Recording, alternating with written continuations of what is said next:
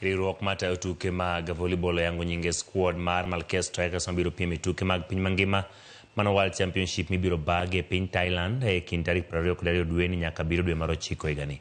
Tim mar Kieno biro nywando jatugo mar Linteri manyoche ko yango kaka jatugo maber e tuke mag volley ma jotugo ma hikgi okoingo 20 mag Afrika. Duol no yango jotugo 16. Tim no biro wuok e pacho ka kendo tuke mag osiepe 2 e piny Vietnam kapok obiro dier jotugo 14 mabiro dhi Thailand ne tuke go. Kocha margi Geoffrey Omondi ni geno ni gibiro ndiko historia e tuke go ka girango tuke mag Olympics.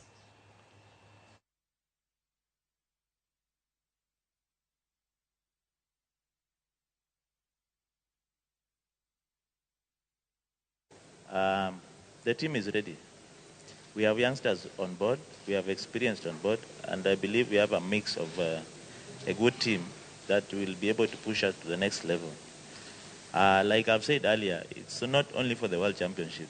We are preparing a team for also 2028, and this is part of the preparation. We are going to push to try and make sure that we go to second round so that we make history.